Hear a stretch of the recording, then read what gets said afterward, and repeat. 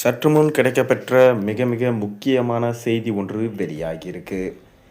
ராஜினாமா கடிதம் ஆளுநரிடம் வழங்கிய ஸ்டாலின். இணையத்தில் பரபரப்பான செய்தி. 2026 சட்டமன்ற தேர்தலுக்கு இன்னும் 2 மாத காலங்கள் மட்டுமே உள்ளன. சொல்லப்போனால் 50 நாட்கள் கூட கிடையாது. ஏப்ரல் 13 தேர்தல் இருக்கலாம் என தற்போது தகவல்கள் வெளியாகியிருக்கிறது. அதனால் தொடர்ந்து திமுக அதன் கூட்டணியை வலுப்படுத்தி கொண்டு வருகிறது. மேலும் திமுகவுக்கு இம்முறை 4 முனை போட்டி என்பது நிலவுவதால் கண்டிப்பாக திமுக தலைவர் ஸ்டாலின் அவர்களால் அதை எதிர்கொள்ள முடியாது. ஒரு பக்கம் என்டிஏ கூட்டணி திமுகவை அழிப்பதில் குறியாக இருக்கிறார்கள். இன்னொரு பக்கம் விஜய் திமுகவை தான் தனது எதிரி என கூறிக்கொண்டு வருகிறார். இப்படி இருக்கையில் திமுக தலைவர் ஸ்டாலின் அவர்களோ தொடர்ந்து இத்தனை ஆண்டுகளாக, அதாவது 4.5 ஆண்டுகளாக ஊழல் செய்து சேர்த்த பணத்தை தான் ஒவ்வொரு அமைச்சர் மூலமாக பட்டுவாடா செய்ய திட்டம் தீட்டியுள்ளார். சமீபத்தில் கூட மகளிருக்கு 5000 ரூபாய் கொடுத்தது எல்லாமே இந்த கணக்கு தான் என்று சொல்லப்படுகிறது. மேலும் என்னதான் பணத்தை வாரி இறைத்தாலும் மக்கள் தற்போது தெளிவாக இருக்கிறார்கள்.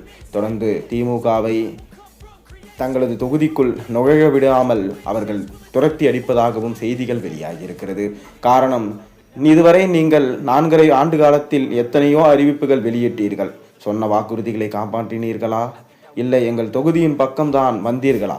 ஆனால் எலெக்ஷன் என்று வந்துவிட்டால் மட்டும் தொகுதி பக்கம் வருகிறீர்கள், வந்து வாக்குகளை சேகரிக்கிறீர்கள். உங்கள் பணம் எங்களுக்கு வேண்டாம்.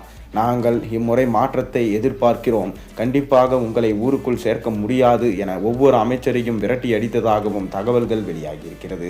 அது மட்டுமில்லாமல் ஸ்டாலின் அவர்கள் இம்முறை தோற்றுவிட்டால் 15 ஆண்டுகளுக்கு திமுகவே இல்லாமல் போய்விடும்.